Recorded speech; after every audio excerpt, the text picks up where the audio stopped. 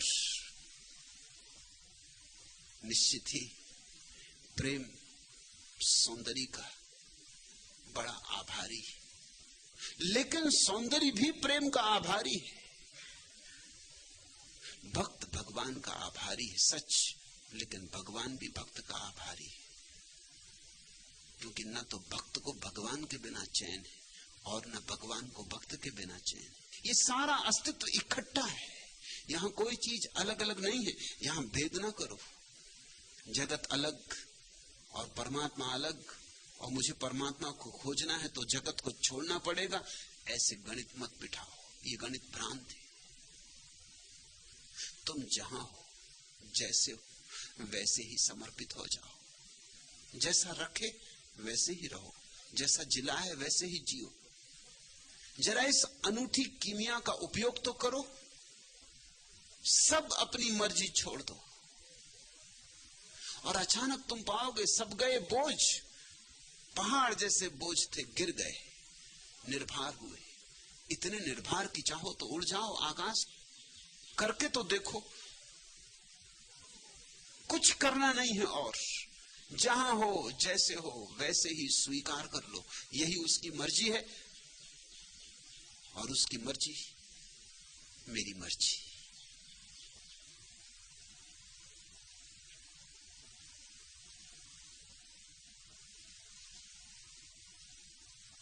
आखिरी प्रश्न, यदि सब कुछ परमात्मा के हाथ में है,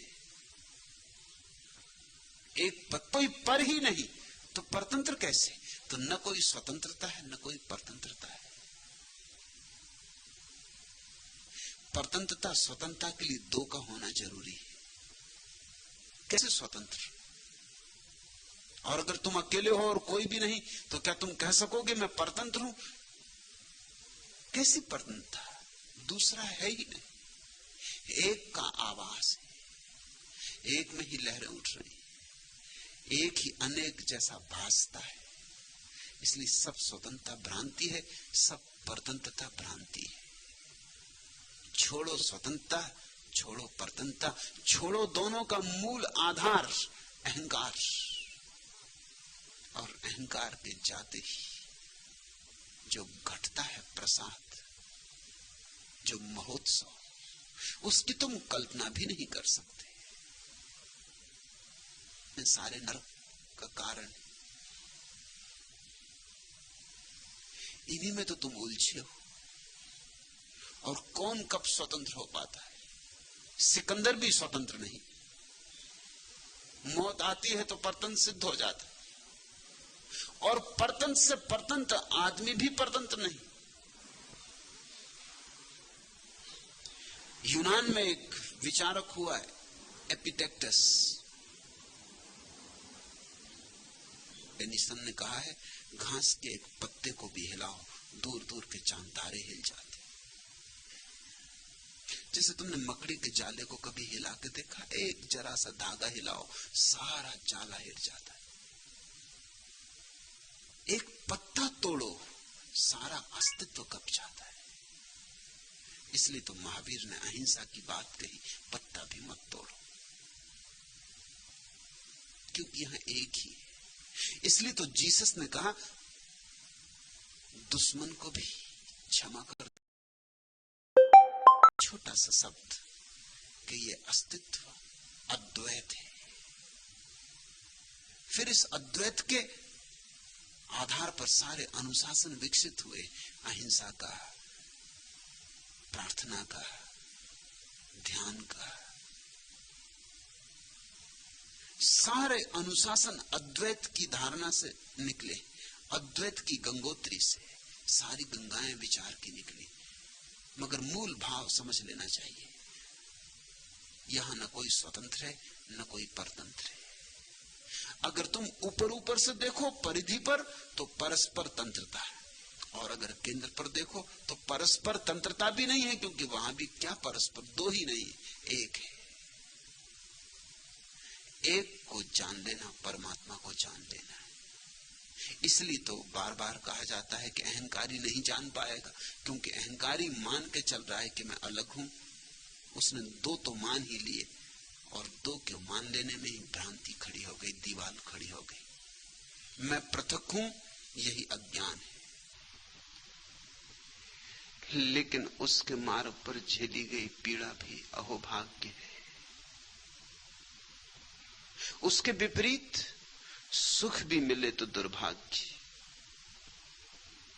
उसकी खोज में दुख भी मिले तो सौभाग्य। उसे गंवा के जिंदगी फूलों से भी भर जाए तो आज नहीं कल गंदगी और बदबू के सिवा कुछ भी न पाओगे। उसे खोजते हुए जिंदगी कांटों से भी भर जाए तो हर कांटा फूल हो जाएगा, अंततः फूल हो जाएगा। उसके मार्ग पर फूल ही हैं। कांटे जैसे जो मालूम होते वे भी अंततः फूल ही सिद्ध होते हैं। प्रेम की पीड़ा के लिए जो तत्पर है झेलने को,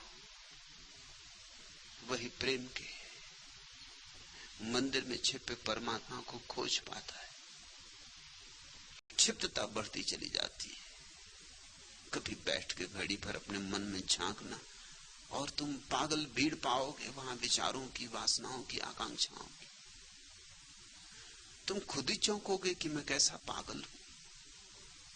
ये भी कोई होना है? ये शोरगुल भीतर, ये बाजार भीतर, ये कोलाहल भीतर, क्या इस कोलाहल के रहते जीवन के रस का कोई अनुभव हो सकेगा? क्या उस कोलाहल के चलते जीवन के सौंदर्य से कुछ संबंध हो सकेगा? सत्य से कोई मिलन हो सकेगा? हालत वैसे ही है जैसे नीर बिन मीन सुखा है। जैसे किसी ने खींच ली हो सागर से मछली और डाल दी हो सूखे तट पर। जलती हो धूप, बरसती हो आग सूरज से, और मीन तड़फती हो, और मीन चाहती हो कि वापस सागर मिल जाए। जगजीवन कहते ऐसी मेरी दशा है, ऐसी प्रत्येक की दशा है। तुम चाहे मानो भी ना, क्योंकि मानने में भी तकलीफ होती है, क्योंकि मानने का मतलब होता है फिर सागर की तलाश करनी होगी। तुमने तो इस जलती हुई रेत में ही घर बना लिया है। तुमने तो इस सूरज से बरसती आग को ही अपना अस्तित्व समझ लिया है। तुम तो मान ही लिए हो कि यही है होने का ढंग, और कोई ढंग होता नहीं। अधार्मिक आदमी मैं उसको ही कहता हूं जो मानता है कि जैसी जिंदगी चल रही है बस जिंदगी की यही एक शैली है, यही एक उपाय है, और कोई जिंदगी होती नहीं। धार्मिक मैं उसे कहता हूं जो कहता है यह अगर जिंदगी है तो जिंदगी व्यर्थ है। जिंदगी का कोई और ढंग होना ही चाहिए, जिंदगी की कोई और शैली होनी ही चाहिए। मुझे भला पता ना हो तो खोजूंगा। अधार्मिक कहता है कोई ईश्वर नहीं है, उसका क्या प्रयोजन है कहने से कि ईश्वर नहीं है? उसका इतना ही प्रयोजन है कि जैसा जीवन है बस ऐसा ही जीवन है, इससे अन्यथा कोई जीवन नहीं। मत उठाओ आंखें ऊपर, ऊपर कुछ भी नहीं, कोरा आकाश है। और मत पुकारो किसी को, कोई उत्तर न कभी आया है और ना आएगा। मत खोजो कुछ और, जगत में कुछ भी रहस्य नहीं है, बस यही कूड़ा करकट, यही जिंदगी। इसी घास फूस में किसी तरह जी लो, गुजार लो 4 दिन। ये जिंदगी एक दुर्घटना है, मिट्टी मिट्टी में गिर जाएगी। यहां न कुछ पाने को है न कुछ खोने को है। एक दुख स्वप्न है, भोग लो, गुजार लो, अच्छे की बुरे। जो आदमी कहता है ईश्वर नहीं है वो यही कह रहा है कि जैसी जिंदगी है इससे अन्यथा जिंदगी की बात मत उठाओ, क्योंकि तुम अन्यथा जिंदगी की बात उठाते हो तो फिर मुझे परिवर्तित होना पड़े। अगर सागर कहीं है तो फिर मछली कैसे रेत में घर बनाए? अगर सागर कहीं है और सागर की शीतलता कहीं है, तो फिर कैसे मछली सूरज की तपती धूप को अंगीकार करे? फिर घर आंगन कुछ भी सुहाएगा नहीं। फिर एक खोज पकड़ लेगी, प्राणों को मथ डालेगी। फिर एक प्रचंड झंझावात आएगा। जीवन में अन्वेषण का जन्म होगा, संधान शुरू होगा।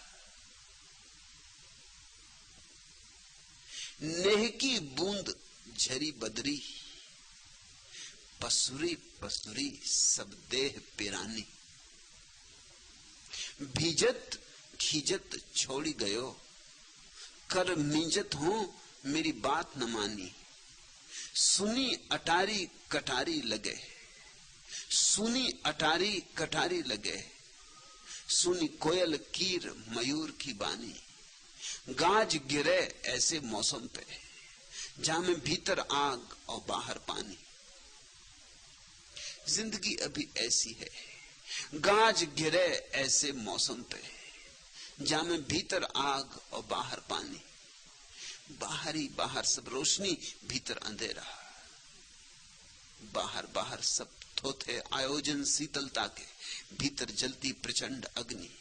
सुनी अटारी कटारी लगे, सुनी कोयल कीर मयूर की बानी।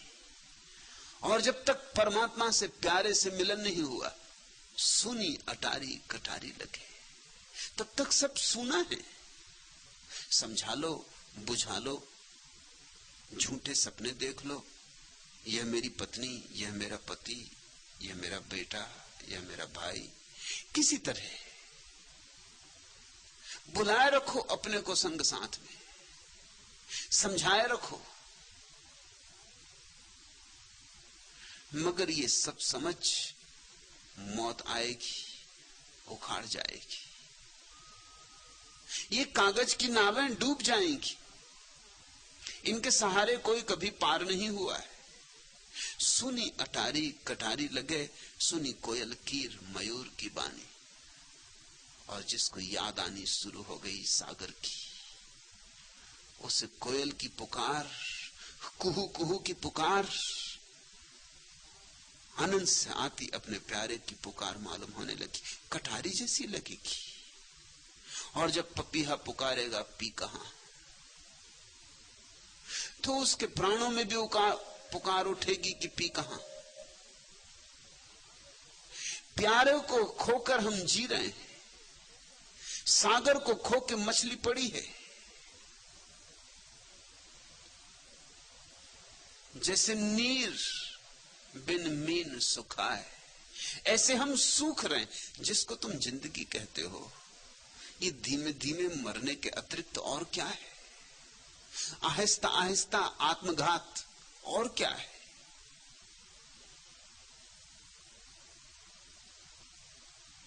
सत्संग में अगर कभी तुम्हें एकाध बूंद का अनुभव हो जाए, तो तुम्हें सागर की याद आने लगे। इसलिए सत्संग सरोवर है, भक्ति स्नान।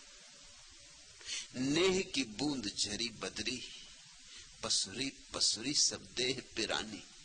एकाध बूंद तुम्हारे भीतर उतर जाए हो तो तुम्हारा ही उत्तरदायित्व है। तुमने तलाश सरोवर की नहीं की है। यहीं इसी जमीन पर, यहीं तुम्हारे बीच ऐसे लोग सदा रहे हैं, सदा हैं, सदा रहेंगे, जो तृप्त हो गए, जो सूख नहीं रहे, जो रोज हरे हो रहे, जिन्हें परम जीवन मिल गया है, जिन्हें ऐसा जीवन मिल गया है जिसका कोई अंत नहीं आता, जिन्होंने शाश्वत को पहचाना है, जिनके हाथ परमात्मा के हाथ में पड़ गए और जिन्होंने अपने हृदय को उसके हृदय में डुबा दिया है, जिन्होंने अपनी बूंद को उसके सागर में उतर जाने दिया है।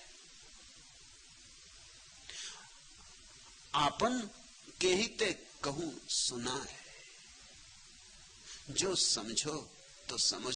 कि किसी और से कहने का कोई अर्थ नहीं मालूम होता, तो परमात्मा से ही कहने के सिवा है और कोई उपाय नहीं है।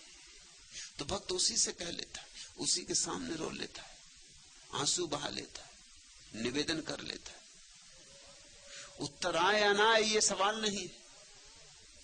एक बात तो कम से कम ठीक है कि परमात्मा सुने या न सुने, कम से कम हंसेगा तो नहीं, पागल तो ना समझेगा। उत्तर ना भी आएगा तो चलेगा, लेकिन इस जगत में किसी से अगर कहो तो लोग हंसेंगे। धार्मिक आदमी को देखकर लोग सदा हंसे। हंसी उनकी आत्मरक्षा है। हंसते हैं क्योंकि उन्हें डर पैदा होता है कि हो ना हो, कौन जाने यह आदमी सही हो।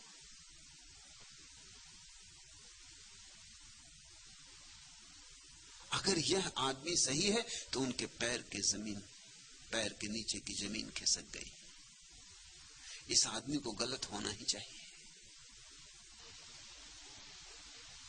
इसलिए लोग जब बुद्ध जीवित होते हैं तो बुद्ध से बचते, और जब बुद्ध मर जाते हैं तो उनकी पूजा करते।